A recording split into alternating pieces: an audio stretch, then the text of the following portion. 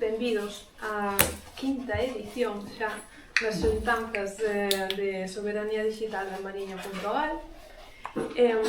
Bueno, este colectivo, que é colectivo porque nos xuntamos a menudo, naceu así un pouco nun café, aí en setembro, e logo comezamos a facer xuntanzas. Empezou un pouco a chispa e o gran dinamizador incansable ali Antonio Gregorio, logo José Manuel aquí un pouco de técnico xestionando os asuntos informáticos e de tecnoloxía, e eu a veces funciono do que me gusta de pensar que a guía espiritual.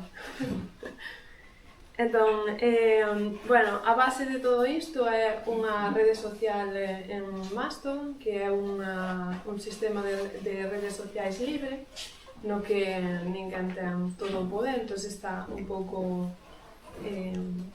repartido, e nosotros pois montamos a nosa esquiniña dedicada para a Mariña, en xeral, para que haxa máis dinamización cultural na Mariña. Ao comezar, non sabíamos moi ben que íbamos a facer cando fixemos a primeira xuntanza, pero, bueno, semella que non foi moi mala cosa porque hai persoas que volveron e venen de vez en cando xente nova, así que parece que vamos polo camiño adecuado. Si non estivestes noutras edicións e tedes ganas de ver a ver que anduvemos a argallar, pois podemos comentar que falamos do Fediverso, que é onde naceu todo isto, do grupo Wikimedia, que é unha maneira de chegar a información máis libremente, pois tamén axudamos a instalar Linux, e a anterior foi de creación de blogs, como unha idea de comunicación máis descentralizada na que a xente pois dá a súa opinión sen depender de grandes empresas de comunicación, non? Todas esas xuntanzas están un pouco plasmadas nun fanzine, cada unha delas, que podedes atopar na web dos blogs da Mariña.gal, e ali tamén atoparedes os blogs que están no noso servidor, no noso grupo, e un pouco de información que vos pode levar a esa rede social de Mastodon. Últimamente tamén estivemos a integrar o que sería como un calendario de actividades. A intención é que sexa un lugar para toda a xente da Mariña onde poñer as actividades culturais que se vayan facendo, para que as persoas que están interesadas en ir a estes pequenos eventos que se van dando, pois teñan un único lugar onde buscalas, e non teñan que facer ese gran esforzo que facemos moitos de ir mirando, ou de grupos de WhatsApp e todas estas historias, non? Pois isto tamén o estamos xestionando nesta última tempada. Vale, entonces o día de hoxe, como xa sabedes, pois estades aquí, vamos a ter un debate sobre as posibilidades e os perigos da inteligencia artificial. Algún amigo se pregunta que ten que ver isto con a soberanía digital, que ven sendo o tema no que nos centramos, pois iso debe ser que a inteligencia artificial pois é un punto bastante controvertido no que é a soberanía digital, pois compromete en moitos sentidos. Entón, xa que se trata dunha tecnoloxía relativamente nova, pois parecenos que é adecuado discutir. Antes de pasar ao que é a estrutura do debate, quero comentarvos cal é a misión do noso grupo da Mariña.gal para levar a xente a soberanía digital, explicar que é, porque igual hai xente que non coñece o concepto, non? A idea detrás é que calquera dos que estamos implicados temos certa sensibilidade social, non? Queremos pois axudar a que a sociedade vai a mellor. Decatámonos de que, gústenos ou non, a tecnoloxía pois influencia as nosas vidas amplamente.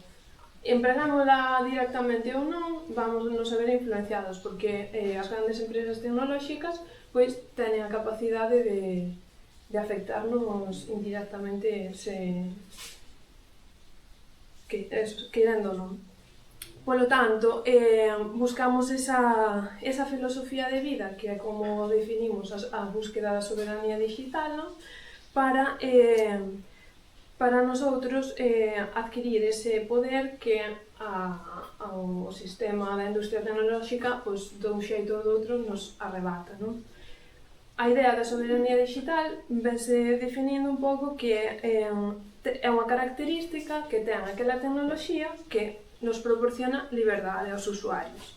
Entón, é, pois, digamos, a capacidade de garantir a seguridade e a independencia das persoas, pois, dunha comunidade ou dun país mesmo, non? E, bueno, como a inteligencia artificial é unha tecnoloxía, pois queremos ver como se pode aplicar. De momento non hai tanta información como para que saquemos unha opinión postular unha idea moi concreta, pero parecenos, por tanto, que un debate pode axudar a chegarlle á xente os conceptos cos que despois podades xa indagar un pouco máis ou ler con un pouquinho máis de criterio e conseguir formarvos a vosa propia opinión. Así non teredes que depender tanto das propagandas que faigan ou de noticias que teñen unha intencionalidade detrás. Daquela paso a presentarvos os que van a formar parte no debate. Temos a Mario e a José Manuel, ambos enxeñeiros e ambos interesados na inteligencia artificial dun ou outro xeito. Boas tardes, rapaces. Antes de proceder, quería preguntarvos así en unha liña ou dúas se poderíais contarnos cal é o voso primeiro contacto con inteligencia artificial, que un pouco fixo que hoxe chegades aquí a contarnos cousas. Bueno, o primeiro meu contacto realmente foi fai 35 anos, xa con a primeira experiencia con redes neuronais básicas aplicadas á industria. Era un concepto novedoso porque, vindo do mundo do desenvolvemento de software, programar significaba que tiñas que abstraer unha certa realidade e crear unhas instruccións e despois a electrónica podía seguir esas instruccións paso a paso. Pero de repente aparece o tema de redes neuronais e unha cousa que se chamaba fuzzy control, que é control difuso, que xa non obedece a estas reglas, senón que son algoritmos nos que ti non lle tes que dar o que ten que facer, senón que tes que xeneras un marco e, en base a certos análisis, vai tomando certas pequenas decisións basadas nas propias experiencias e nunha experiencia previa ao que se chama o despliegue de aprendizaxe. Entón, estos sistemas xa non necesitaban saber que paso viña detrás do paso 3, senón que eles sabían que estaban no paso 3 e querían chegar ao paso 8. E non era evidente que detrás do paso 3 houbera un paso 4. Ao mellor había un 4B ou un 4C. Eles eran capaces de corrixirse e incluso, despois de fallar, a seguinte vez tomar outras alternativas para polo menos non cometer o mismo erro. E cun sistema de ganancias e pérdidas, co tempo, estes sistemas facíanse como un pouco máis intelixentes, aplicados á automática, por exemplo, a industria química, a robótica. Iso empezou, pero moito antes de esos 35 anos no que tuve o primeiro contacto. E ti, José Manuel, cal foi o primeiro contacto con a inteligencia artificial? Pois eu tería 10 anos. Que peligro. Baixaba o software, instalábalo, probábalo. E era algo así como... chamábase DR Abuse. Era como unha especie de chat no que tú falabas con unha máquina e contestabas. Normalmente contabas algo e solíache decir: cuéntame máis sobre o teu problema. Entón botaba tempo aí, pois a ver que me decía este señor, que non sei que. E logo co tempo, moitos anos despois, dime conta de que este Drabuse era o doctor Abuse. porque vese que era unha especie de ferramenta para que a xente que había sofrido algún abuso ou algunha movida tuvese alguén con o que falar e falar sobre as súas movidas Moi ben. sin pagar a nadie. Bueno, pois así foi comezou o seu viaxe destes dos. Vale, entón, rapidamente fago-vos un resumo dos temas que vamos a pasar. A maneira na que se distribuye é para que faigamos un percorrido por o que é a creación da IA, o uso, e logo as consecuencias un pouco para ir tocando todas as partes que ten e non quedarnos só nunha. Empezarán con un argumento de apertura no que expondrán un pouco a súa visión e logo pasaremos ao que son estes temas que serán pois, a recollida de datos, o adestramento unha vez que teñamos estes datos xa recollidos, o emprego da inteligencia artificial en que áreas, a responsabilidade que haberá das súas consecuencias e logo o que é xa algo un pouco máis teórico porque ainda non estamos nese momento socialmente, pero que sería a democratización da inteligencia artificial, como se integra dentro dunha sociedade complexa, non? E finalmente pois, xa concluirán con un pequeno cerre da nosa opinión para que logo podamos facer todos un coloquio e ao mellor algunha que outra persoa faga unha intervención algo maior. Vale, pois daquela sin máis tedes 5 minutos para o argumento de apertura, non teño unha moeda para tirar ao aire. Xa está. Como queráis. Como queira. É igual. Tire. Vale.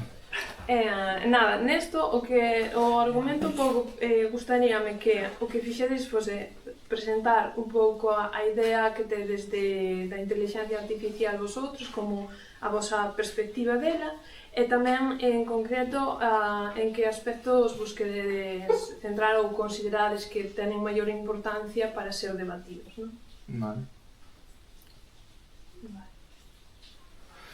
Pois eu vou aproveitar a oportunidade que me dades vindo para falar de por que eu non uso ChatGPT, DeepSeek, Claude, bueno, todas estas ferramentas novas, non? Considero que as súas posibilidades están moi sobrevaloradas, igual que non estamos ao tanto de todas as limitacións que teñen. Creo que unha vez pase o tempo, si nos vamos a dar conta de todas as limitacións que si había, pero igual daquela sea demasiado tarde. Por eso me parece moi útil esta sesión, non? Entonces, claro,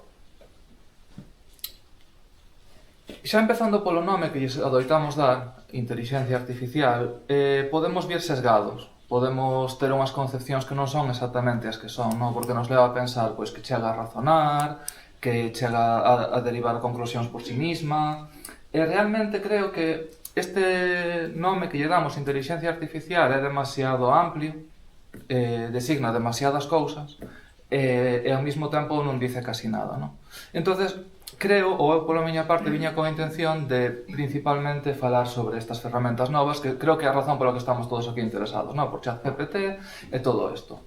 Eu, para pensar delas, uso, bueno, teño a miña simplificación para razonar sobre que fan e que non. E esa simplificación para mí non é pensar en inteligencia artificial, sino pensar en que é como unha imaxe comprimida de todo o internet. Como que estas ferramentas, bueno, as persoas que deseñan estas ferramentas almacenan toda a información que existe en internet, ou toda a información que teñen eles acceso, o sea, legal ou ilegalmente, creo que xa falaremos deso despois. E un pouco a comprimen para poder guardala en este espazo tan pequeno. Esa é a primeira parte, non? Como cando te sacas unha foto e logo tes un JPG, tú non guardas cada punto que hai nesa foto. Hai unha compresión aí, pois que partes que se consideran menos importantes para o ollo humano, pois non está.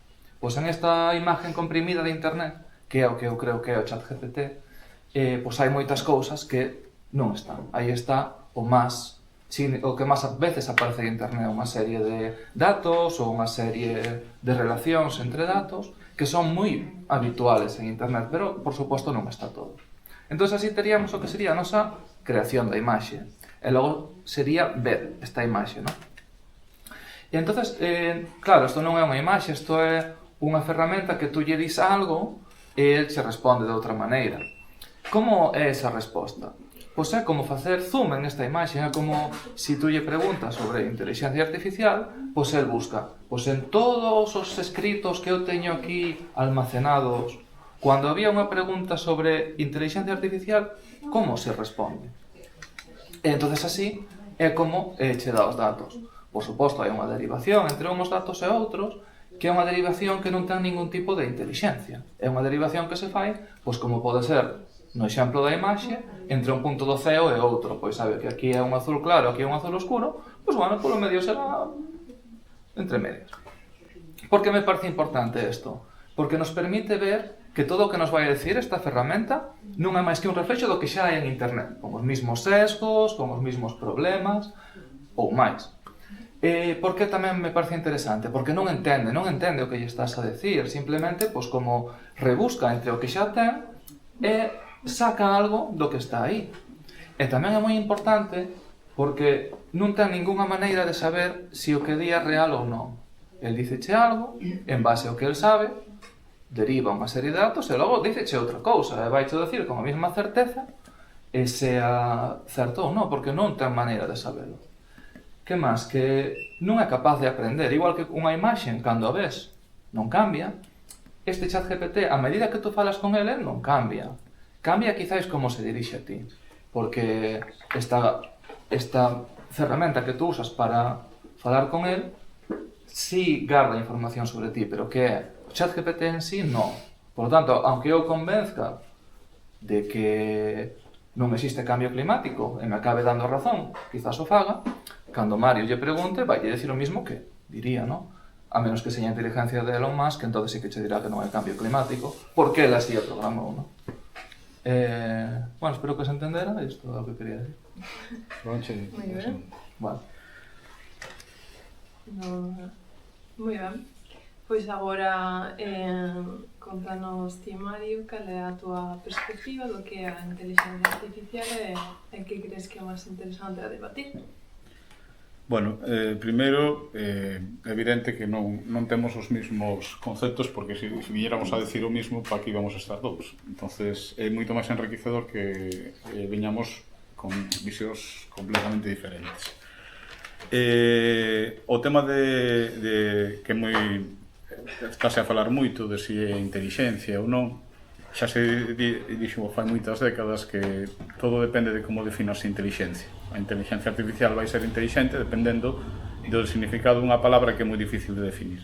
Pero o mellor é que falen os datos. Preguntábame antes, Lucía, que cando empecé coas redes neurais, con o tema de inteligencia artificial, quizás é máis relevante cando cheguei ao meu top de ilusión. Eso ocurriu fai moi poucos anos, estábamos prácticamente salindo de pandemia, cando lendo un paper descubrín que un dos grandes hitos da biotecnoloxía, que era como se plegan as proteínas, era un problema que se daba prácticamente por irresoluble. Vou dar uns datos.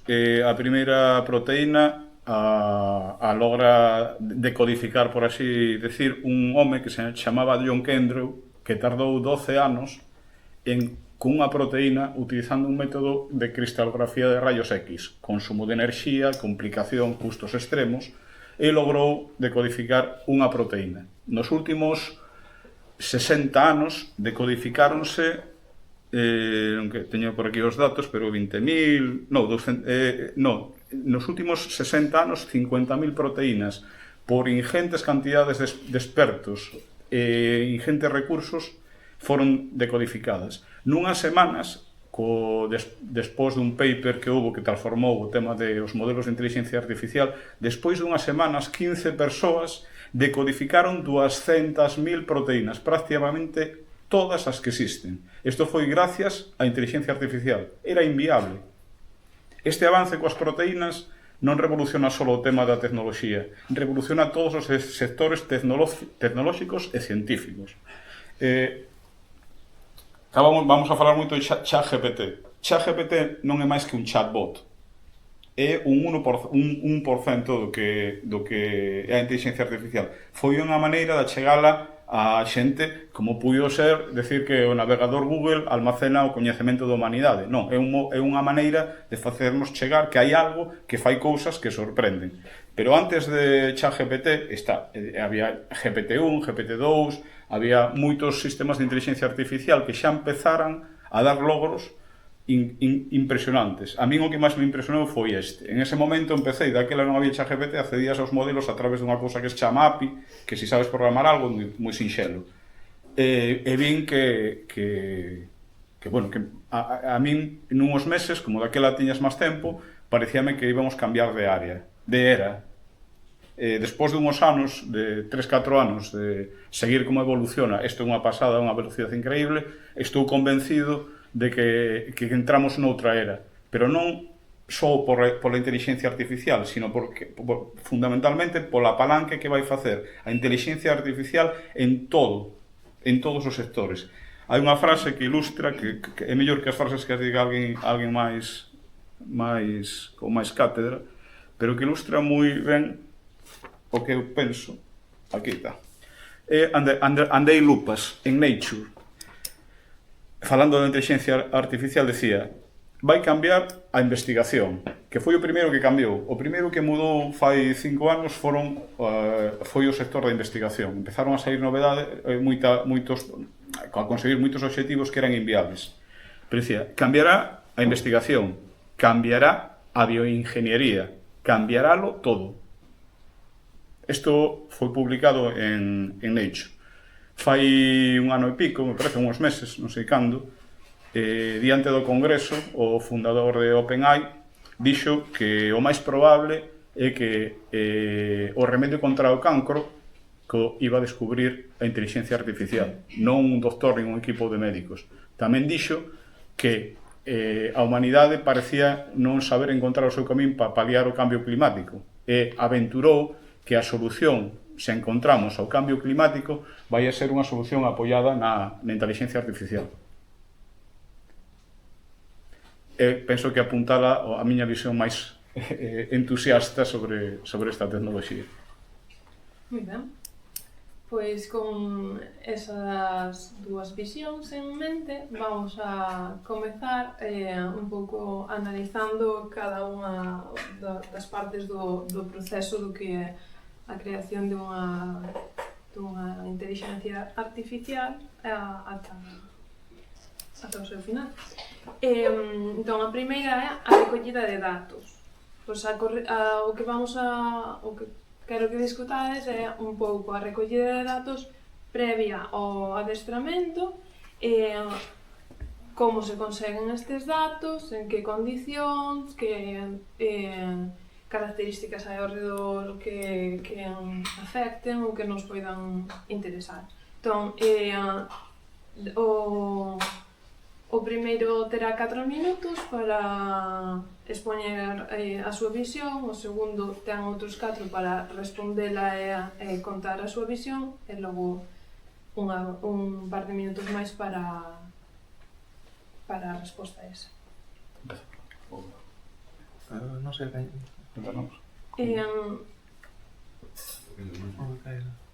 Sí, Mario. Claro, logo cambiades outra vez, sí.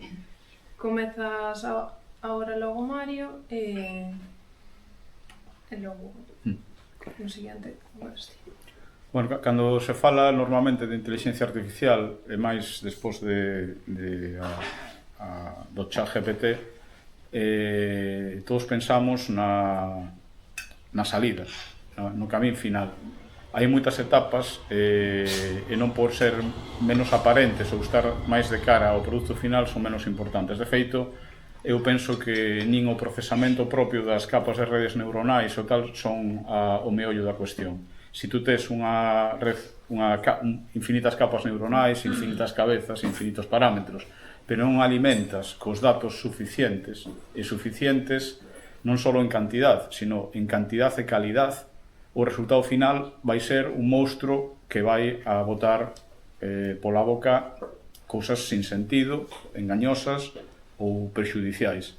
A clave, máis que na propia máquina, está na estrategia a seguir con que datos vamos a alimentar e facer que esa máquina aprenda. Isto, desde xa fai moito tempo, deu lugar á concienciación sobre a enxeñería de datos. Eu non son un experto nesa parte, pero lendo artigos quedei concienciado de que unha das primeiras cousas que hai que saber para usar un certo modelo ou outro é o que se chama o corpus de datos con que foi entrenado. Ahora mismo hai ferramentas onde se publican, porque unha das luitas que hai xa desde fai tempo é sobre a transparencia sobre que modelo usas e que datos se utilizaron para alimentalo. Por exemplo, non é o mesmo que sexamos galego-falantes que falemos inglés. Por qué? Porque o primeiro ChatGPT sale con un modelo GPT-3 detrás que foi masivamente entrenado con todos os datos que hai en internet. Todos os datos escritos metéronse a este modelo. Claro, en internet un alto porcentaxe está en inglés. Entonces, eso imprime aos resultados un sesgo no que pode responder moi importante. Xa só dependendo deso. Claro, outro sesgo importante que se percataron xa nos primeiros modelos é que, facendo eso, a información que había era dos países máis desenvoltos, que son os que usan masivamente as tecnologías da información. Os Masai non meten datos en internet de xeito masivo. Eso era outro sesgo. Entón, empezou a focalizarse desde un principio xa no proceso de recopilación de datos para entrenamiento e facer desde estándares a, sobre todo, o que é imprescindible, transparencia. Usar un modelo de inteligencia artificial sin saber con que datos foi entrenado e quedar exposto a manipulación, sesgos ou, sobre todo, o maior error, que ti queiras usar a inteligencia artificial para algo para o que non foi entrenado. Hai unha conciencia que ChatGPT implantou na maior parte da xente que confunde a inteligencia artificial general coa real. A inteligencia artificial, os modelos, non fan calcar cousa que faga un humano. Non. Son modelos, chamanse inteligencia narrow, estreita. Son modelos que superan con moitos seres humanos, pero facendo cousas moi concretas, para as que foron entrenados. Se non foron entrenados para iso, fallan moito máis que os seres humanos, incluso no seu campo de aplicación. Entonces, os datos con que se entrenan os modelos son fundamentais para garantizar uns resultados medianamente viables. Datos é moito máis importante que o que se chama a arquitectura, para min, a día de hoxe.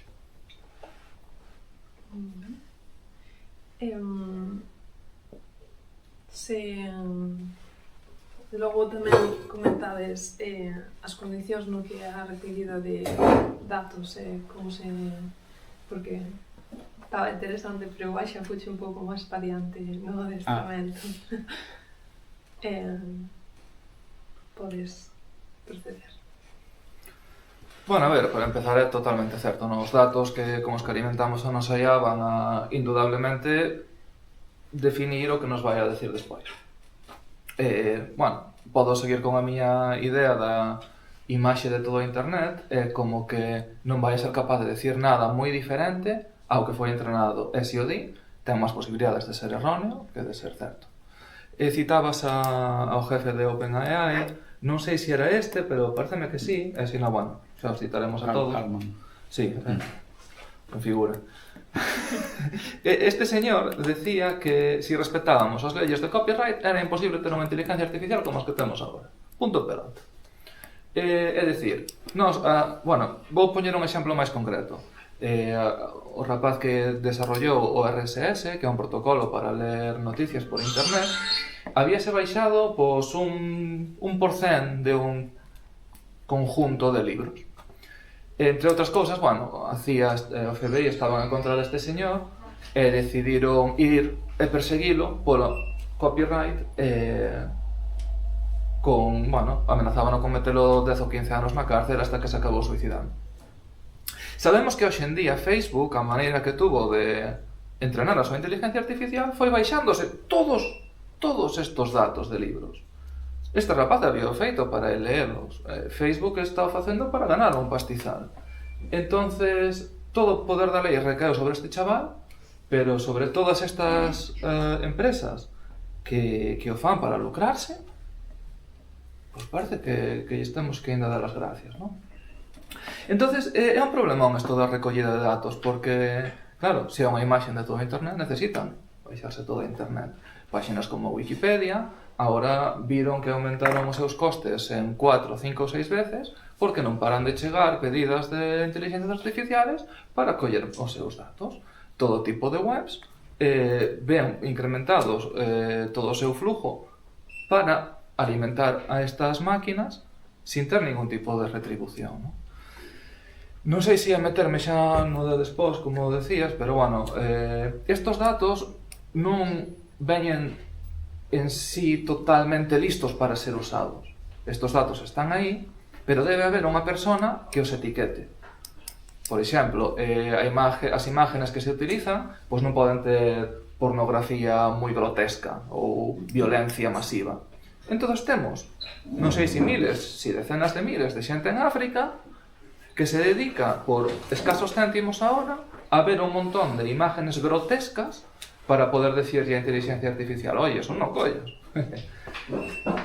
Claro, entonces o que estamos vendo é que esta recollida de datos non é inocente, o que recollemos vai a ser o que aparezca, non é legal, estamos recollendo e alimentando con datos que non temos acceso legal, non é ética, estamos pagando nada a xente que faiga isto, non? E ao final esta xente está alimentando estos máquinas e non se ve retribuído. Que pasaría se todo fose IA, se non houvese personas facendo as cousas? A IA non pode aprender de outra IA, non pode aprender do modelo se os trae, pero non dos datos que saca esta outra IA. Polo tanto, no mundo no que inundemos internet con datos de IA, igual xa morre de éxito toda a propia empresa.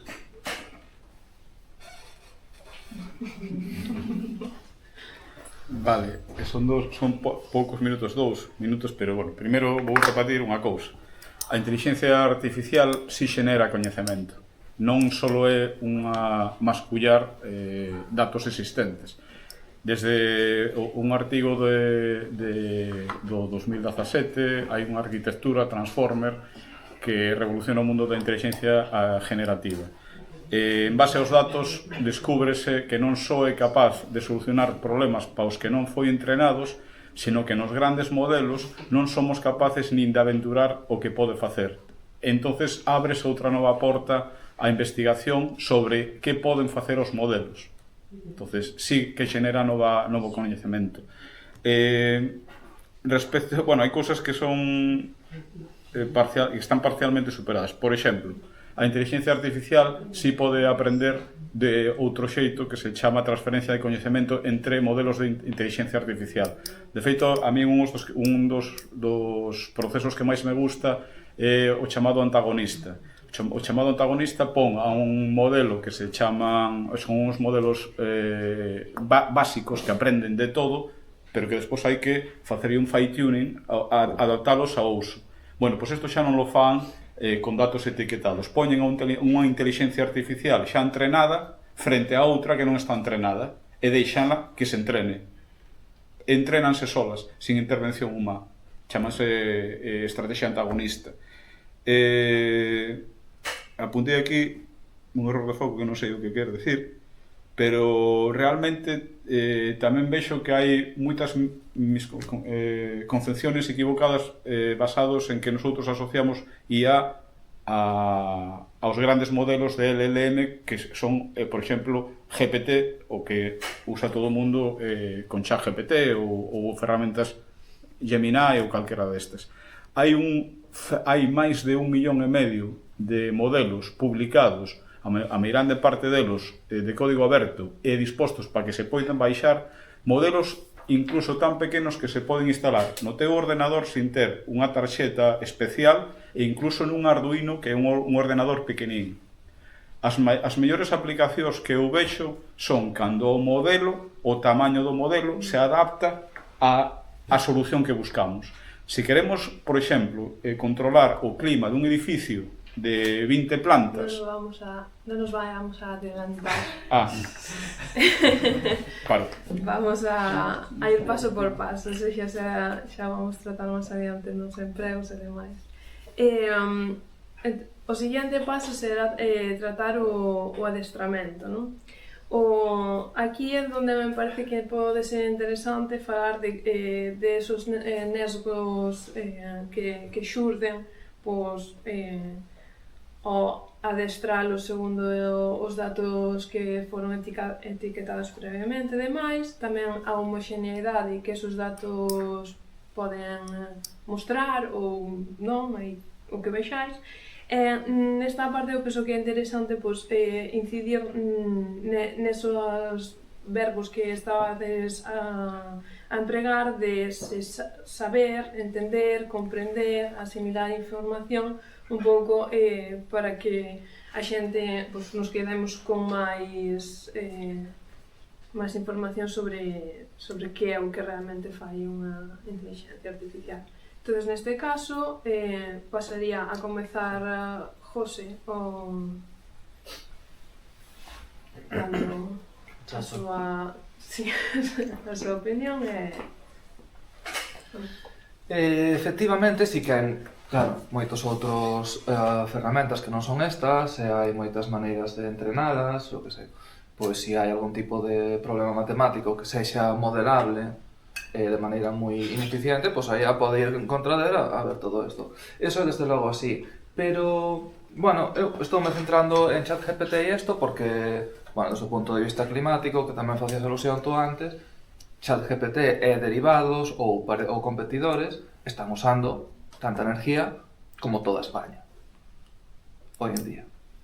Entonces, pareceme interesante ceñirme a esos. Claro que para investigación médica, para un montón de cosas, temos cosas que chamamos IA, que poden ser sistemas antagonistas, poden ser evolutivos, pode ser de todo, pero bueno, voume centrar en esto. Se voume centrar, bueno, no adestramiento, bueno, vou poñer outro exemplo máis, que me parece relevante, creo que se explica bastante ben. Claro, en internet hai sesgos ou nesgos colonialistas e racistas, non hai? Má representación de xente blanca, de cierto estatus, entonces viron os señores ingenieros de Google que, claro, que a xente negra non se vía representada. En casi ningún caso podían ver imágenes sacadas rapidamente de xente negra tamén. Entonces dixeron, pues, gran idea, vamos a adestralo de maneira un pouco máis inteligente. Vamos a coller a parte donde esta inteligencia artificial ten guardado o que significa ser persona e vámoslo a añadir. Vamos a poñer que para ser persona, para unha foto de persona, pois tamén en X% dos casos poñen xente negra ou poñen xente asiática ou onde sea. Pero claro, a inteligencia artificial, bueno, estas ferramentas non teñen coñecemento sobre o mundo real máis alá dos exemplos que reciben. Polo tanto, que fixeron? Que en guerras, donde se luchaba por liberar o home negro, e a muller negra, claro, poñían luchando do bando opresor xente negra. Porque claro, como colleron a parte para home e a generalizaron, pois aí vai. Entonces, con este ejemplo quería poñer, por exemplo, por unha parte de manifesto a pouca coñecemento que teñen no mundo real, como a dificultade que é facerlles entender algo, non? Por exemplo, pensemos en matemáticas. Se lle poñemos sumas de máis de 50 dígitos, ponte, unha persona farías, GPT e estas, nun 10% dos casos fallan. Por que fallan? Porque se lles olvida acarrear unha. Tanto que fan, olvida se lles acarrear unha. Como pode ser isto? Porque derivan de exemplos que ven a como facer as cousas, pero non chegan as reglas firmes, non? Unha cousa que se lles dá teóricamente moi ben é programar, eu que sei, pois, ao final de unha sentencia, ao final dunha orden, hai que poñer un punto e coma en moitos casos. Claro, eles fan, porque viron tantísimos exemplos de casos que ao final había un punto e coma que o fan. Pero non porque les en un sitio, oye, que ao final hai que poñer punto e coma, non, porque o viron aí. Por lo tanto, se ese lenguaje cambiara, xa non houvese que poñer punto e coma, ou igual algo un pelín máis complejo, este adestramento non serviría con decirle, oye, que agora xa en vez de punto e coma, agora hai que poñer unha raya larga. Non. A maneira de adestralo sería con cantidad, millóns de líneas de código, donde en vez de punto e coma houvese raya larga. Eso é como aprenden. Estos exemplos de lenguaje más, estos ejemplos de inteligencia artificial más generalistas. Pareceme que ten que ver con isto que vos decía de imagen comprimida de internet. Bueno, réplica, non? Rápido. Respecto ao uso de enerxía, a día de hoxe hai dúas tecnoloxías ou dous ámbitos que todavía a IA, o consumo da IA, non chegou a igualalos. Un é o blockchain. Blockchain é a tecnoloxía que está detrás das criptomonedas, entre outras cousas. Todavía a IA non consume. A aportación que fixo o blockchain á humanidade, comparada en 20 anos, ou 15 que leva, comparada coa aportación que fixo a IA nos últimos 4 anos, é comparar dúas cousas moi diferentes, con o consumo de enerxía. É verdad que hai unha problemática respecto ao consumo de agua e enerxía, porque a IA ten tanta utilidade e estáse usando de xeito tan masivo que as perspectivas de crecemento son bestiais. Entón vai haber un problema de consumos. Pero hoxe en día temos enerxías renovables que só vai a facer falta regulación para que isto se compense. Respecto da capacidade de cálculo de programar, vou dar dous datos. Fai un ano e pico, non sei que, Amazon para coller a xente mellor, que ten unha capacidade de atracción importante, fai uns exámenes. Presentáronse históricamente milleiros de persoas de todo o mundo, do millor da tecnoloxía. A inteligencia artificial batiu o récord de puntuación no examen. Outra, cando Amazon fai un ano quixo cambiar a unha versión de Java. Java é un xeito de programar, por decir así, pero hai que os xeitos de programar hai que actualizalos. Tuvo que actualizar Java. No seu informe pon que coa inteligencia artificial, para facer este cambios nos programas, automáticamente aforrou 4.700 anos de programación. Sí que pode poñer puntos e comas e facer cálculos moi avanzados. Moito mellor que os humanos, xa. Cos humanos expertos, Hai unha serie de exámenes xa feitos para graduar isto. Quedan? 2 minutos. Pero para falar do adestramento, non as réplica. Vale, pensei que era réplica. Vale. É tú. Vale, o adestramento. Vale, o adestramento sin a fase anterior, sin datos vos, é un proceso estéril, non vale para nada. Tendo vos datos, facendo un adestramento, sobre todo, orientado ao que vamos a buscar, non é mesmo facer un chatbot co que vai falar unha persoa, a facer algo que vaya a descubrir, que vaya a simular o plegamento das proteínas ou facer un software de xeneración de imaxes. O adestramento é unha cousa que está intrínsecamente asociado a todo o proceso, o obxectivo e os datos. Se non hai datos, podes ter o mellor adestramento e o mellor modelo que non vas a conseguir o obxectivo.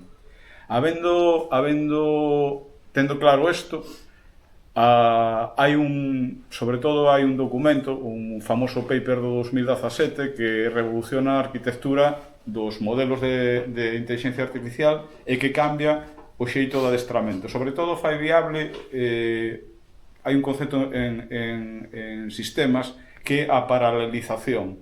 Ti cando tens que facer unha tarea, hai tareas que só podes facela en pasos. Hasta que non acabas o primeiro non podes empezar o segundo, e así. Eso facía que os modelos de inteligencia artificial previos requiriran moito tempo e perderan o que se chama contexto. Desde este paper, o que fai é reestructura aos modelos de lenguaxe, aparece unha cousa, unha entidade que se chama Transformer, que permite a paralelización.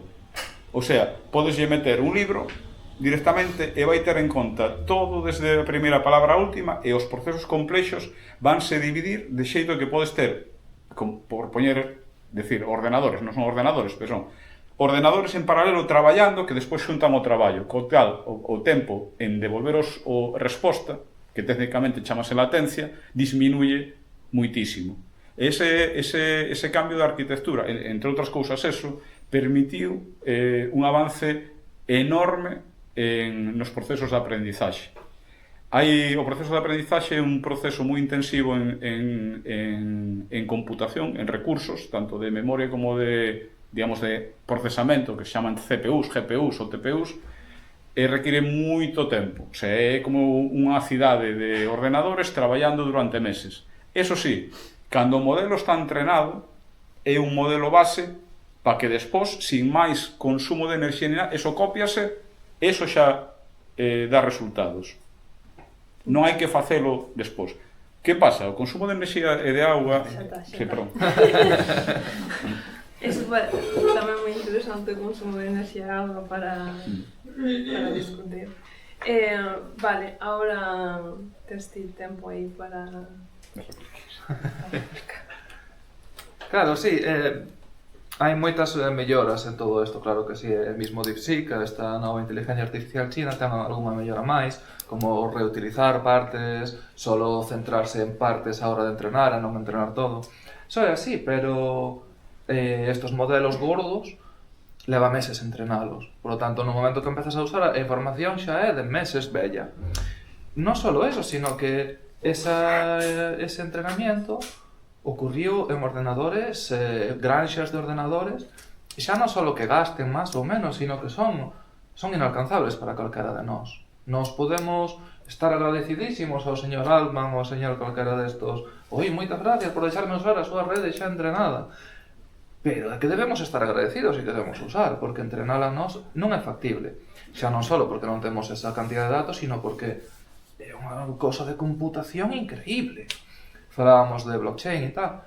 Realmente, sí, a inteligencia artificial, blockchain, quizás algún tipo de videojuego ou algún tipo de edición de vídeo necesita estos superordenadores, estas cousas. Pero para o que é o día a día na informática, eu como programador podería usar un ordenador menos potente que o meu móvil. A día de hoxe. Excepto, si encontramos estas novas maneiras de gastar moito máis. Entonces, falando de novo sobre a soberanía digital, non nos podemos permitir como sociedade depender hasta este nivel deste entrenamiento feito por outros. Non nos podemos permitir porque non sabemos como van a entrenar, como decíamos antes, hai unha transparencia, pero hasta onde chega? E falta unha cousa. Cada vez que hai un novo modelo, ten varias veces exponencialmente máis capacidade, ¿no? Máis pesos, máis datos. Por lo tanto, tarda exponencialmente máis en entrenarse. Sí que hai melloras, sí que se pode dividir por 2 o tempo, pero se necesitamos que aumente exponencialmente o que hai que entrenar. Moi ben. Pois asumimos que algunha inteligencia artificial xa está entrenada, entonces vamos a discutir agora o que é o emprego, as consecuencias, en que áreas se pode empregar a inteligencia artificial, sexa estes modelos estes modelos grandes ou mesmo o que falabades antes de modelos máis pequenos, o que queirades. Neste caso, gustaríame que para un pouco concretar, explicarades solo un exemplo, escollede un exemplo concreto de un ámbito en particular que vos parezca que merece mención para eso, para mostrar a potencialidade no que é o emprego. Entón, neste caso, comezaría Mario. Vale. Adelante.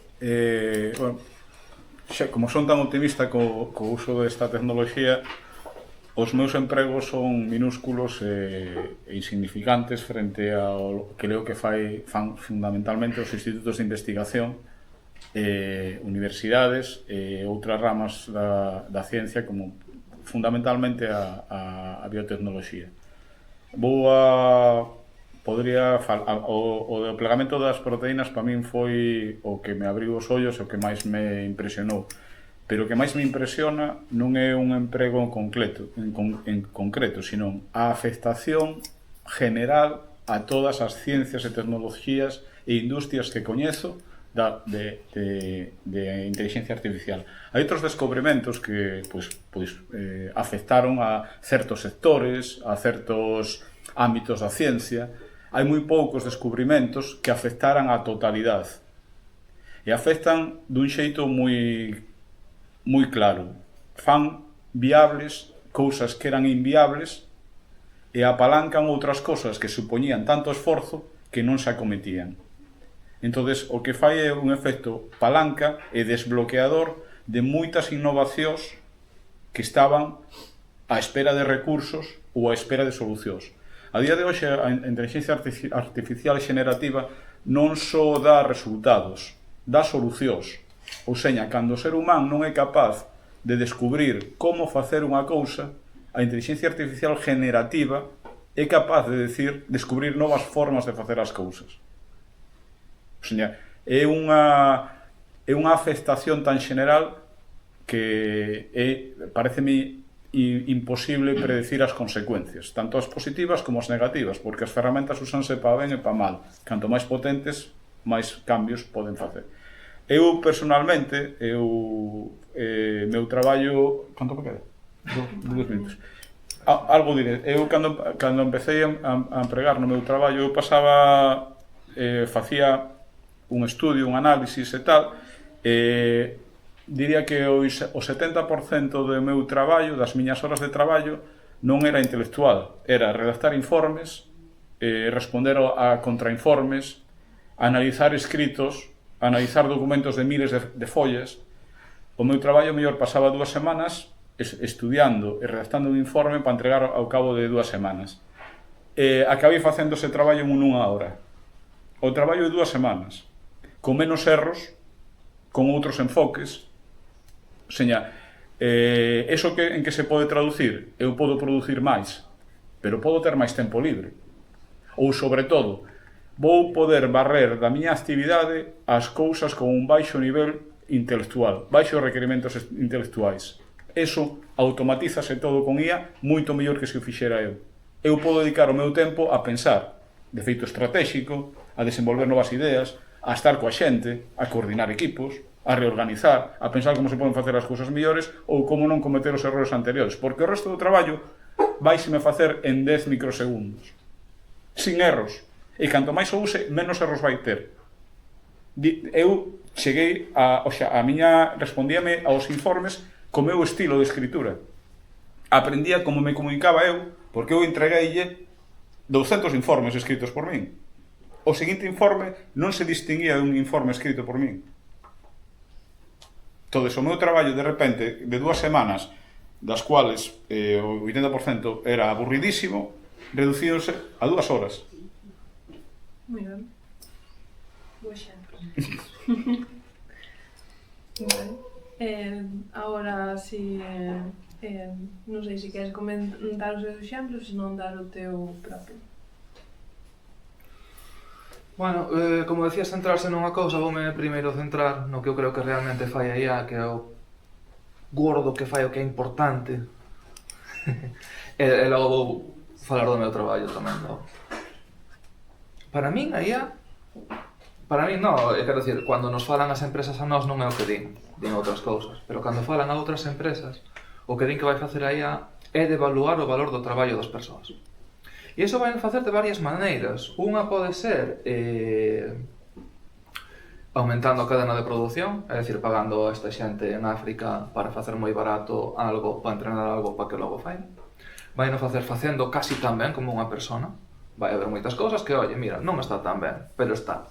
É máis barato para min que pagar a este chaval. Listo. Pero tamén porque devalúa o traballo xa feito, devalúa o que as persoas creemos que leva de esforzo facer algo. A ver se me explico. Un exemplo moi concreto. Hai un señor que fai videojuegos que é bastante guai, e que os fai el solo e que moi ben.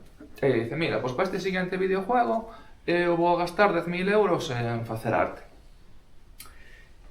E non sei, prácticamente chegou a recibir amenazas de muerte. E decían, pero tú flipao, como vas a gastar 10.000 euros en facer arte se isto che fai todo unha IA?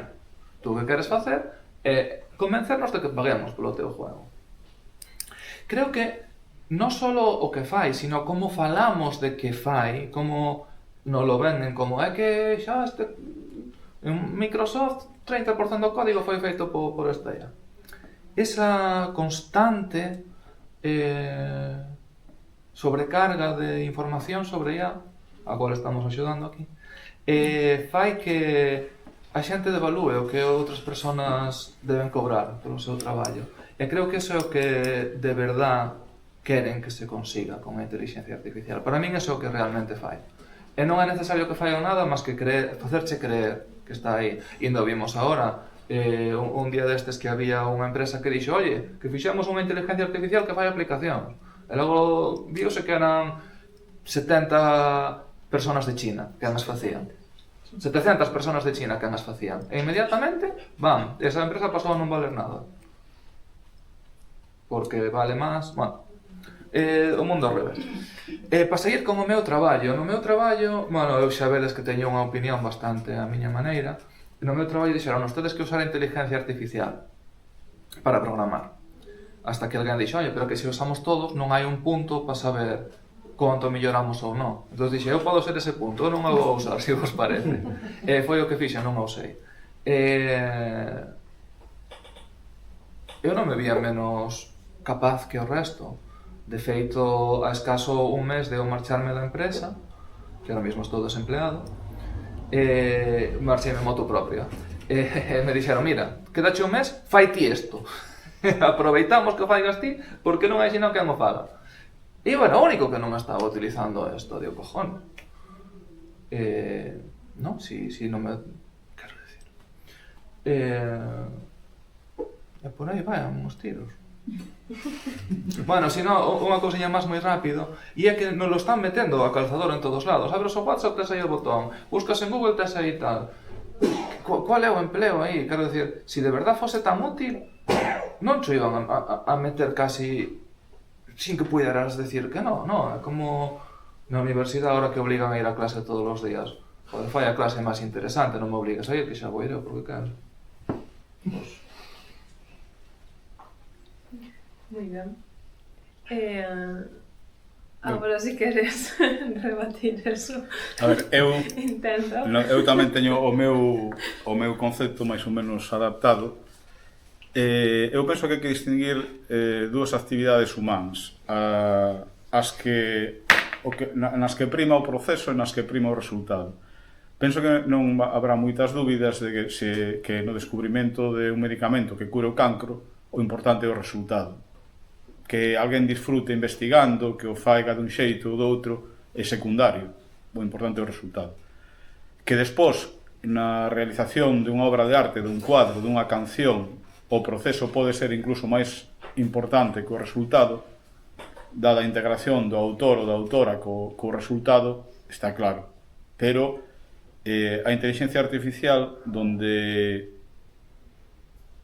non ten rival nestas primeiras, donde o resultado, aínda que haxa que matar a un cabalo para facer experimentos, está moi por enriba do proceso a seguir, non?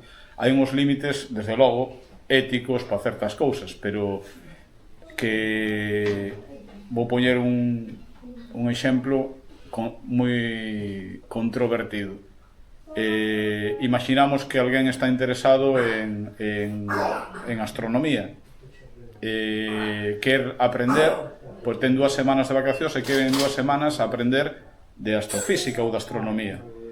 O mellor xeito que hai de facelo hoxe, sin dúbida, non é ir a comprar libros de astronomía e empezar a ler un feixe delos, porque as 2 semanas non van chegar a nada. O mellor é, diante dunha inteligencia artificial generativa, destas genéticas que aglutinan todo o coñecemento, dicirlle, mira, teño esta formación, teño 2 semanas libres e quero un libro de astrofísica que me ensine paso a paso, E hoxe en día é o mellor xeito de aprender. Non é un profesor, non é pasar aquí as vacacións nunha biblioteca, é a inteligencia artificial, que é unha cousa moi pouco sin profesores, sin libros, é unha ferramenta. Se axuda a obter un obxectivo, pois moitas veces é incuestionable que é a mellor opción. Moi ben.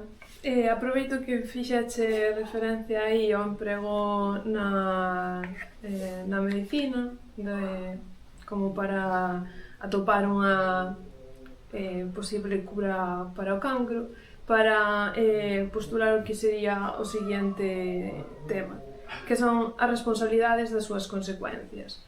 Cando se emprega a inteligencia artificial, pódese facer en ámbitos, en principio, que teñen pouca repercusión ou que os erros que se dan non sexan graves ou que sexan facilmente reparables, pero cando as consecuencias son pois que o benestar das persoas se ve deteriorado ou mesmo chega ao punto de que se dan accidentes mortales ou demais, como tamén pode ocurrir, que sei, no transporte ou en outras, non só na medicina, non? Pois gustaríame que comentarades como vedes o tema da responsabilidade, sobre quen pode recaer, sobre si considerades que é algo que se está a tratar con a delicadeza que hai que tratar e demais, quen se vai a facer responsable das consecuencias que unha IA genera. O emprego vai ser quen a fixo, quen a empregou, como vedes. Neste caso, comezaría José dando o seu aporte e logo proseguimos. Está o caso claro dos coches autónomos, non? Que dices, oye, se mata alguén, a quen culpamos? A mí isto non me parece especialmente interesante, porque para unhas condicións fijas, en plan tal ciudad, tal escala, tal, matan menos. Entón dice, oye, mata menos, pois é igual a quen culpemos, ao final mata menos, pois guai. Eu que vexo que a veces se utiliza esta... Falando de responsabilidade, se utiliza para evadir responsabilidade. Non é unha persona que por unhas razóns che impediu esta hipoteca. Foi unha IA, é imparcial. Si é o dixo, non? Entón eu creo que a parte importante da responsabilidade está aí, que hai procesos que son violentos de cara á humanidade e que se vai a utilizar a IA para justificalos. Entonces, complicado. Pero, bueno, xa sin ir a todos estes temas, vin outro día, era un estudio totalmente, iba a decir ficticio, non é ficticio, pero bueno, tampouco era moi riguroso. Decía que un dos usos máis prevalentes da IA era a xente que se sentía sola e quería falar. Ou incluso tiña necesidade de axuda psicológica, como o exemplo que contei de cando empecé a usar eu IA, e necesitaba de un terapeuta que non podía pagar.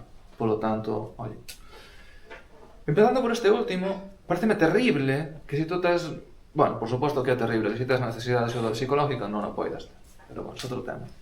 Logo, pero de cara a tú darlle esa poder sobre ti a unha empresa de que decida como axudarche a mellorar, xa empezando pola confidencialidade. Tú tes un terapeuta e outra persona o ten, e xa ese terapeuta non pode dicir, oye, tamén é aquel, non? A confidencialidade, o paciente con o terapeuta é algo fundamental que xa con a IA se vai polo garete, para empezar. Pero de cara a ser un confidente, unha persona na que tú coa que tú falas para evitar estar só, por unha parte evita que busques outras maneiras, non? Pero por outra, aí non só é que a empresa que fai isto teña responsabilidade, é que o vemos con as redes sociales. Fano activamente, eles queren que uses máis as redes sociales e que te sintas peor para que as uses máis. Que nos dice que eso non é o que están activamente intentando, non? E logo vamos a seguir. Cando a xente lle pregunte a por quen vou votar, según a IA que lle pregunte, vai dicir unha cousa ou outra, non? Entón, que pasa? Que según a IA que usemos vamos a pensar dunha maneira ou outra. Porque claro, se vas a un bar ou outro, tes unhos colegas ou outros, pois ao final acabas pensando dunha maneira ou outra. Entón, que vamos a dicir, non, que Igual que ahora son do PP todo o PSOE, pois eu son da IA de Musk, eu son da IA de Altman. É que este, sabes, fíjase da IA de tal. É que non hai, perdón, é que xa non sei por onde empezar. Pero índonos a unha parte total... Non, iba a dicir alucinacións ou sancións. Sí, tamén, quero decir, se falla, o Sanidade en España puxo unha IA para axudar a xente a decir que medicamento tomar, para non ter que ler o prospecto e tal. Tuvo que quitar aos 2 días, porque cando tiña que dicirlle a alguén tomar 2 gotas da perital, dixolle toma 2 gotas da perital e muérete. Non lle dixo muérete, pero se chega a facer o que iba a pasar, non? Entón, bueno, por responsabilidade tuveron que quitar. Non sei, tamén, eu creo que tamén hasta un punto a responsabilidade nosa informarnos, como estás a facer todos aquí. Eso. Moi ben. Pois agora, Mario, se nos contas que opinas ti da responsabilidade da... A responsabilidade é un tema que se está a tratar. Para min hai dúas caras. A responsabilidade das empresas que desenvolven estos modelos e que os poñen a disposición da xente fundamentalmente para gañar cartos e autofinanciarse e seguir crecendo, e despois está os traballadores que podemos usar a IA no traballo. Vou empezar polo máis fácil, parece ser que hai consenso. Si ti eres un traballador, unha empresa, e utilizas IA no teu traballo e as consecuencias das decisións da IA provocan daños, é como se as tomaras tú como persoa. Ti eres libre de usar IA ou non IA, ou de usala correctamente. Hai sistemas de evaluación e probas que hai que pasar antes de empregar a IA, sobre todo para temas sensibles. Se ti eres unha persoa ou un grupo de traballo que pasas por encima ou ben por evitar costes, un entrenamento específico para eso e o usas mal entrenado, o modelo pode causar daños importantes. Pero hai que ter en conta, a IA hoxe está a controlar o tráfico aéreo. Está a controlar os procesos, por exemplo, de reacción de fisión nuclear. Está a controlar, agora co apagón, as redes de transferencia de enerxía eléctrica. Se coa IA non se puideran acadar resultados moito máis seguros que coas decisións humás, pois non se estaría a empregar en tan poucos anos dun xeito masivo. A clave é, como antes decía os datos, nosotros enfocámonos no modelo. Primeiro están os datos, despois está o entrenamento e o modelo. Pero despois hai unha fase que é fundamental, e que é a que máis esforzo require, é a evaluación do modelo. Como funciona? Antes de poñelo en produción, hai que facer unha evaluación. Se esa evaluación é completa, e dice, os resultados son 100 veces millores que os sistemas antigos. Non van ser infalibles, pero son 100 veces millores. Entón hai que empregar a IA. Porque os resultados melloranse en unidades, non dixen 100 por decir, é que desos estudios e desas simulacións saben que hai cousas que a IA pode facer 100 veces millor con o que se chama probabilidade de fallo que os sistemas antigos. E os sistemas antigos xa estaban altamente automatizados, pero melloran esas cantidades. Entón, eu penso que a seguridade hoxe en día hai ferramentas para cadalas. Hai responsabilidade, seña con IA, seña co volante ou seña cos medicamentos, vai conducir a desastres. O uso de unha boa ferramenta, o uso correcto, vai a conseguir resultados excepcionais, como está conseguindo a IA.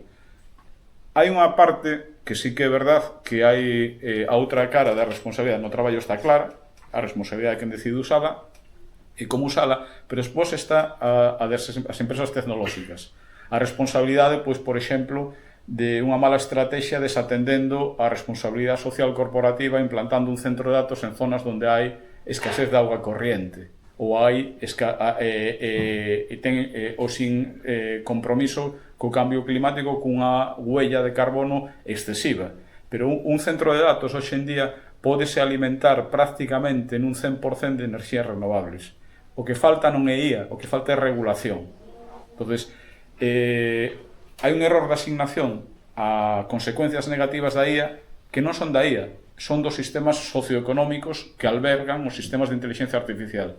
Se nosotros en Europa está a existir, se dice que nos países do sur non pode haber IA que consuma máis de tal cantidad de auga ao ano ou que as torres de refrigeración non poden ser de sprays con auga, pois eso soluciona o tema do consumo de auga. Se se dice que determinados tamaños e tecnoloxías de IA teñense que poñer en países por encima dun determinado paralelo onde hai moito frío e non hai tal consumo de auga, pois terán que poñerse nesas zonas. Pero para iso fai falta regular.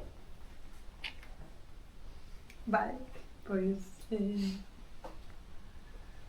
podes ir dar unha réplica ou apoiar. Sí, no, a tope, regulación a tope. Vai tarde, porque xa o consumo é brutal, pero vai tarde. Con respecto á réplica, bueno, é que volvo a de que IA, inteligencia artificial, é un término que abrangue moito e dice moi pouco, non? Decir que o tráfico aéreos ou ciertas cousas, pois, como marcapasos, o que sea, que eso é IA, é dicir pouco, ao final son procesamentos informáticos máis ou menos testeados, eso é así. E desde logo que un procesamento informático sea unha maneira ou outra, pois pode ser moito máis potente que un humano en certas áreas, pero non quero confundir decir eso, que pode ser certo, con decir todas estas inteligencias artificiales que usamos para preguntar as cousas son infalibles ao mismo modo que o dos avións, non é así.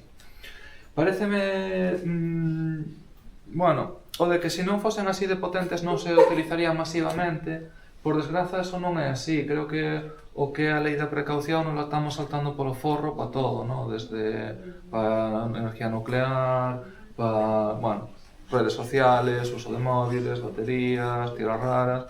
Estamos saltando polo forro tamén para IA, eso de que creo que pode ser mala e implantarse masivamente como está a pasar.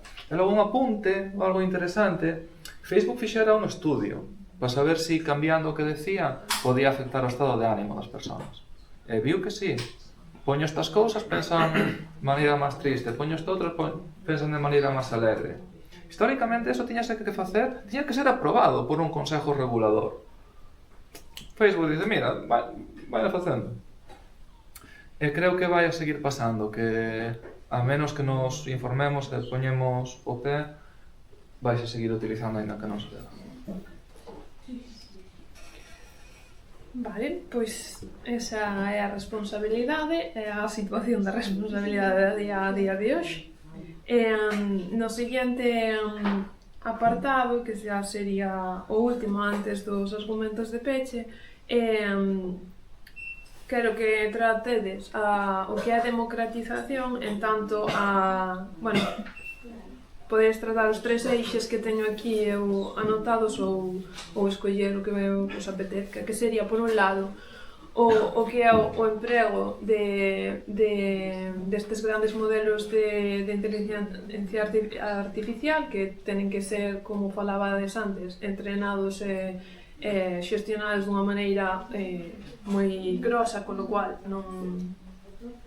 sabemos que non vai ser para todo o mundo, pero podedes comentar como vedes a democratización dese emprego. A do código, que é o acceso ao código fonte destas, si será posible, se non, se que implicacións terá, si é posible crearse unha ou non.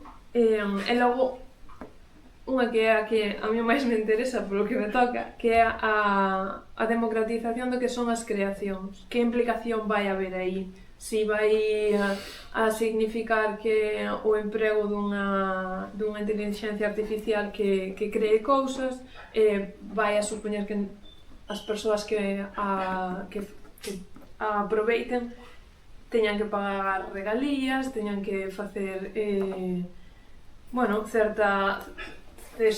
ceder certa autoría a esas inteligencias e demais.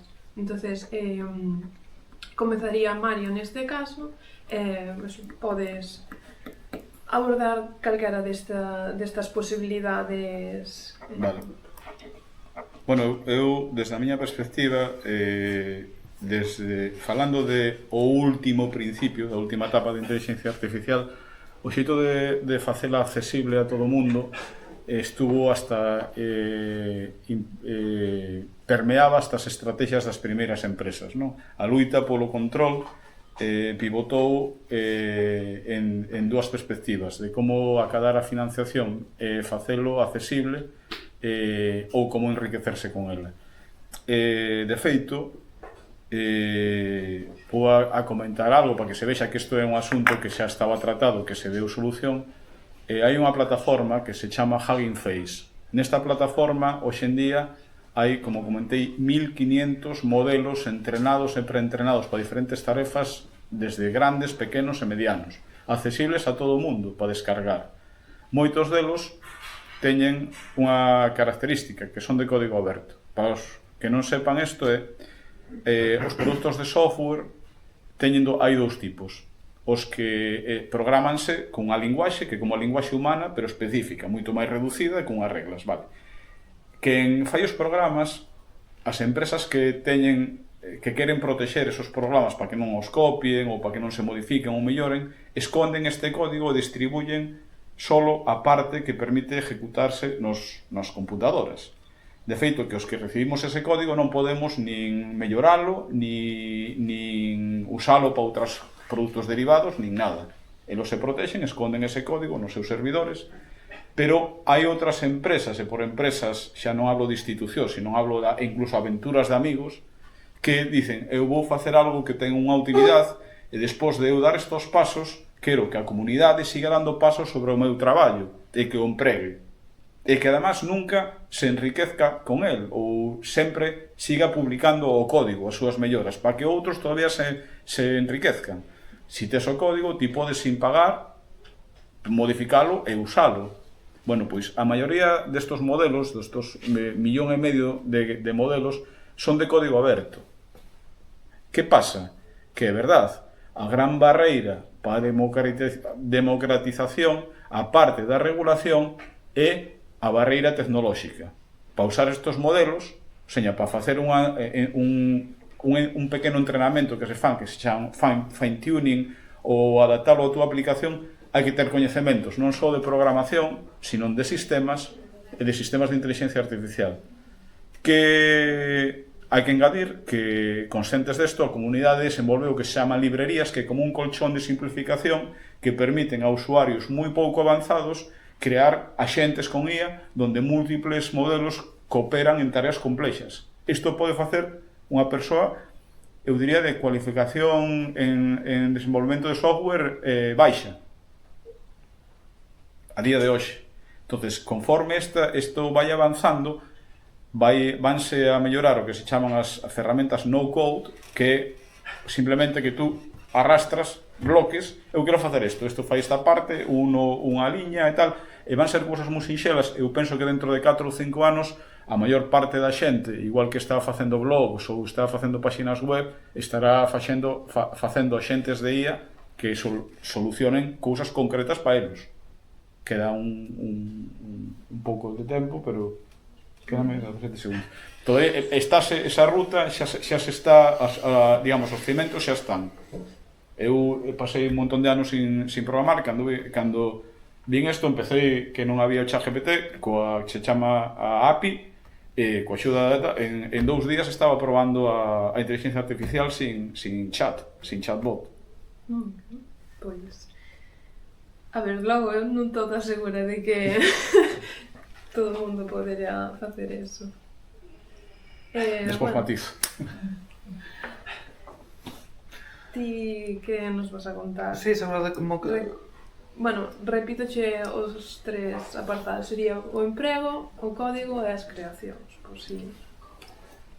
Vale, sobre o código, é moi interesante o tema de código libre, aberto, a tope con eso, moi importante. Eu, cosas que fago, intento facelas abertas. Por exemplo, se queredes usar isto para os vosos debates, pois estades máis que invitados. Tamén é código aberto.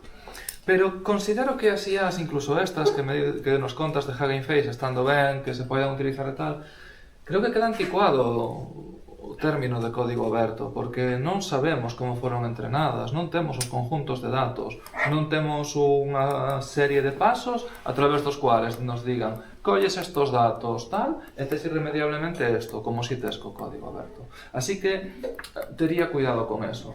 Con respecto aos creadores, creo que hoy en día é o contrario. Podemos ir a Eroski e ver os libros. E nas portadas vamos ver xente con un brazo máis largo que outro, cun ollo daqui e outro da colá, porque dicen, oye, para que llevamos a pagar a unha persona se unha máquina fai suficientemente ben?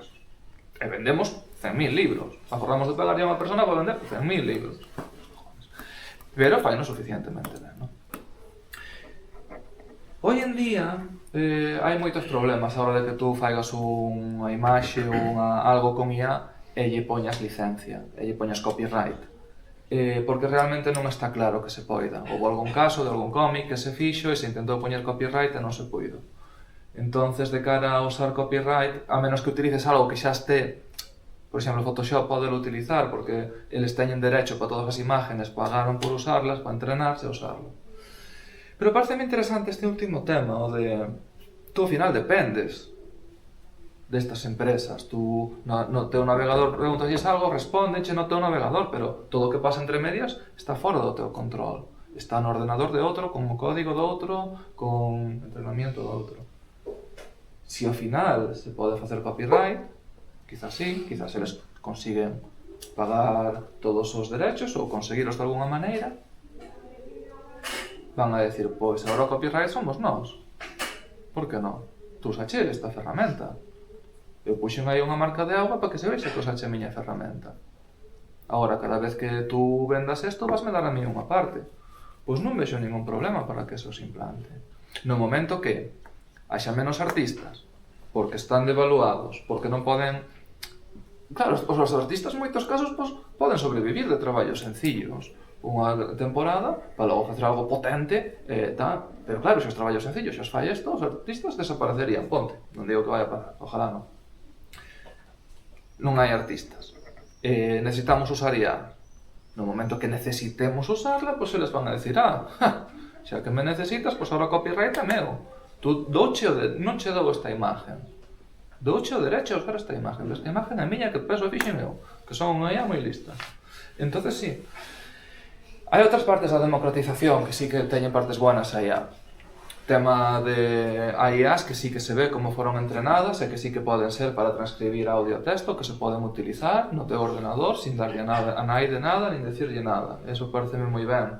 Hai IAs do mismo xeito, igual non tan buenas, pero oye, igual eres unha persona cega e lle dices, oye, descríbeme esta imagen. E podelo facer no seu ordenador porque é un modelo sencillo e mandalle unha descripción somera pero suficiente. Sí, hai maneiras en que isto podría axudar, podría ser democratizador, pero a pouco que apartemos a vista van a deixar de estar, porque hoxe dicen, che, deixamos che usala e que abaixes, pero mañá... Bueno, vou responder no tema do copyright os dereitos de autor non me meto porque podíamos estar a falar días. Eu estou moi en contra do sistema actual de tanto de dereitos de autor como de protección do coñecemento.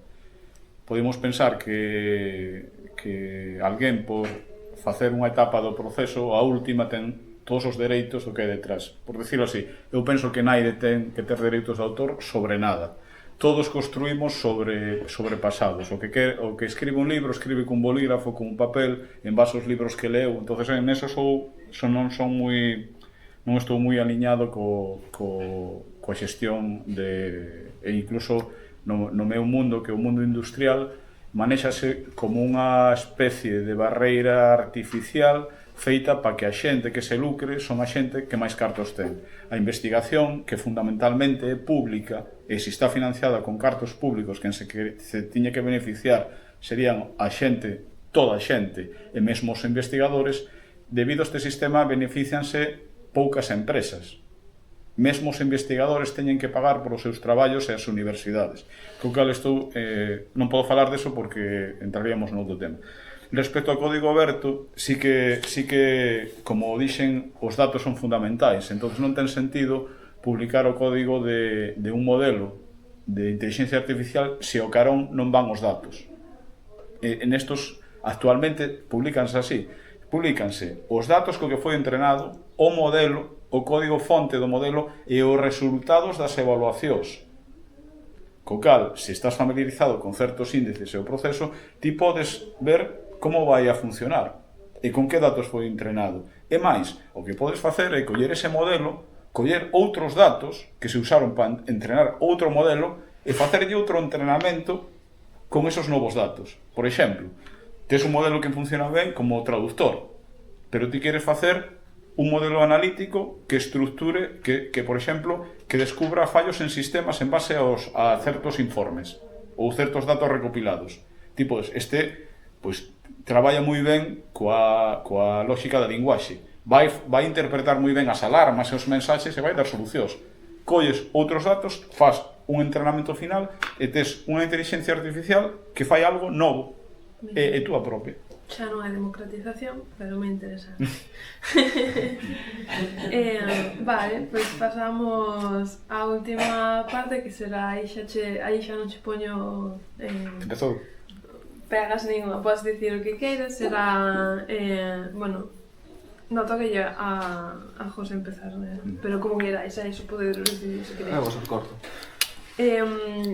Entonces aquí ahora xa sí que quero que deades un pouco a vosa expectativa de futuro ou que vosotros creedes que pode pasar e que pasará, non só o que pode, senón o que credes que vai pasar, que me parece que son dúas cousas diferentes respecto a evolución desta tecnoloxía.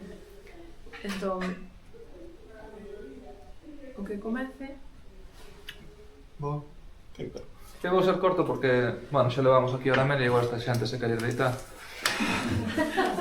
Pero, solamente que non son optimista de cara ao futuro, igual que non o son con o cambio climático, non o son con isto. O poder está nas grandes empresas, cada vez é máis difícil igualalas, cada vez é máis difícil competir.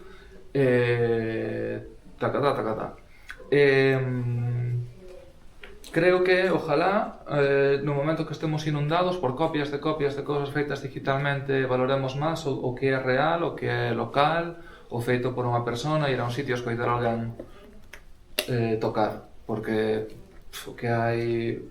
seguirá habendo cosas moi buenas, pero vai haber tanta mierda entre medias que bucear para topar algo bueno que igual te baixas ao bar do lado e escoitas a ver que están a facer ali. Eso é o único que creo que ojalá veña bueno, que valoremos un cuadro pintado por alguén e lle demos valor a ese tempo que invertir. Con respecto ao cambio climático, que é algo que tuvamos indo e vindo e tal e cual, eu creo, e hai datos que o proxecto Drawdown ou que sea, hai cousas que dicen, pois con tal ou con cual, eu creo que con toda a pasta que levamos invertida e a que esperamos invertir en IA nos próximos 5 anos, se toda esa pasta a collemos, a metemos nun banco e usamos eso para plantar árboles, cuidar a biosfera, arrecifes e toda a pesca, xa non hai cambio climático. Pero vamos logo estar a facer dibujitos feos por máquinas. Bueno, para min a idea fundamental é que a IA é unha nova ferramenta, non nova, pero o potencial que se desenvolve agora é novo, que vai a propiciar cambios de tal magnitud, profundidade, que é moi difícil predecir onde vamos estar dentro de 10 anos. O que fai moita ilusión é que nunha fase, nos primeiros pasos de desplegamento de toda esta tecnoloxía, os resultados son apabullantes en áreas que permite que si despois facemos uso correcto, como temas de enerxía ou temas de saúde, e dentro de 5 anos podemos estar a ver un mundo novo. É algo moi ilusionante. Algún dato máis. O señor Altman, un dos pioneiros sobre todo os últimos modelos de inteligencia artificial, unhas das maiores inversións que está a facer na fusión, en sistemas de fusión, que, digamos, a xeneración de enerxía das estrellas, que sería limpia e infinita, esa é unha das maiores inversións que está a facer este home. Este home ten esperanzas de que antes de morrer o home pode controlar a fusión nuclear e xenerar enerxía limpia. Se eso se producira dentro en un plazo de aquí a 20 anos, o cambio climático está solventado. Porque desaparece o consumo de fósiles, incluso faría hasta gran parte do parque de enerxías renovables, faría los chatar, porque a cantidad ingente, claro, é un proceso que é incontrolable. Cando se fixo é para facer bombas. Pero este home, a principal inversión que a día de hoxe ten é na fusión nuclear. Entonces, pode afectar a historia da humanidade dun xeito moi importante. Xa non digamos outra cousa que leín fai pouco fíxose un experimento onde un home ou unha muller, non sei, conectaron a un escáner cerebral desos que vas cando tes, eu que sei, un derrame ou tal. Os resultados dá unha cantidad ingentes de datos, non? Conectaron a inteligencia artificial. A inteligencia artificial logrou, cando esta persoa lle enseñaban unha foto, reproducir nunha pantalla unha imaxe moi próxima á foto que estaba a ver esta persoa. Imaginar o control sobre os procesos cerebrais que pode ter, por exemplo, para a cura do Alzheimer, de envellecemento ou a cura despois dun accidente cerebrovascular. E fixeron outra proba xa máis avanzada con un vídeo. E a inteligencia artificial reproduciu algo parecido, menos fidedigno, pero veíanse os movementos. Entonces, eu penso que con os poucos experimentos que hai nestes últimos 4 anos, aventurar onde vamos a estar dentro de 5 ou 6 anos é moi difícil. E iso é ilusionante, porque a esa incertidumbre, para mí, no meu caso, non é incertidumbre pesimista. Eu non penso que se vai usar para matarnos entre todos. Penso que se vai primeiro usar para facer cousas boas, e cando vexamos tantos bons resultados, descubriremos novas formas e mellores formas de vivir. Moi ben. Pois aí temos dúas opinións diferentes. Bueno, espero que con este repaso paso a paso tiveses así un pouco máis idea ou al menos moitas preguntas, porque agora sería a parte do coloquio.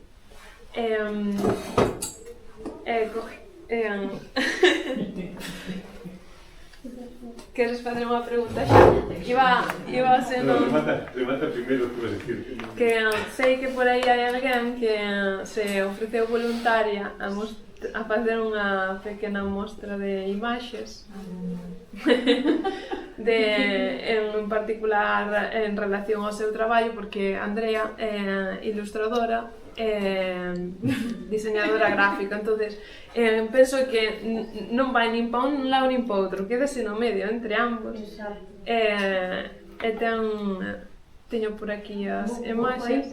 Pódenos mostrar agora un pouco como unha, digamos, unha mostra. No, que é un segundo, non vou tardar nada.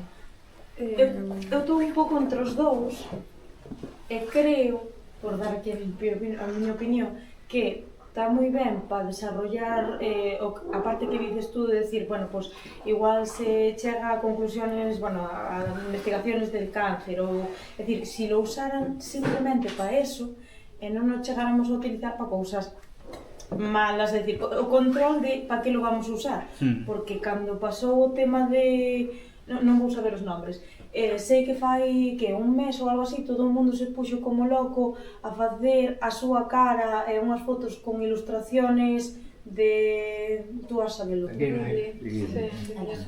Eu empecé a ver ya todo o mundo esas ilustraciones e claro, eso foi todo o país pedéndolle esas ilustraciones para que che fixeran como un diseñador ou un ilustrador fixo no seu día. Entonces, agora tú faz a túa foto con ese tipo de ilustración que está basada no que creou alguén e estás copiándolle o estilo, pero non estás pagándolle a naide, é dicir, é casi unha violación, por decirlo así, sabes? É dicir, estás copiando tal cual o que creou esa persona que leva anos desarrollando, non? Entón, eu, por exemplo, no meu traballo, eu sí que teño dúas partes que fun probando, porque teño un informático que marchou antes, un colega, que se dicían, Andrea, tens que probalo porque nos teus procesos podes facer cousas moito máis rápidas, non? Entonces, por exemplo, próbolo, non sei se tes esa outra, que este é un detalle.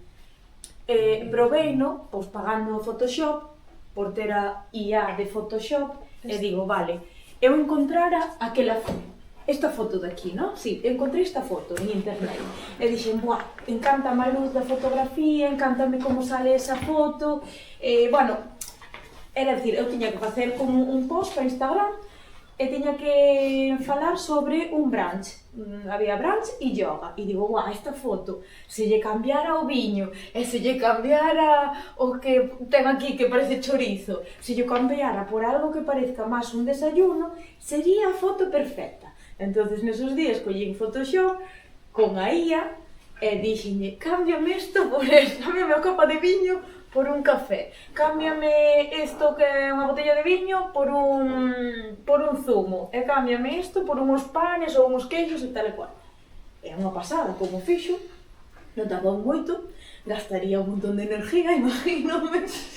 O ordenador tardou bastante, e dices tú, jo, quedou moi ben. Para estas cousas sí que é verdad que a min fixo o traballo así, porque eu hubiera podido cambiarlo de outra forma, indo recortando e cambiando cousas. Fixo moi ben, pero, se vos fijades, despois nalgún detalle, ui, perdón, ou non. Hacia atrás, non, creo que teño. Onde? Está aquí? Non, isto é que vos vou contar outra cousa. Non dou chegado... Vale. Se vos fijades, por exemplo, aquí o reflejo, esta copa non ten este reflejo. Ajá.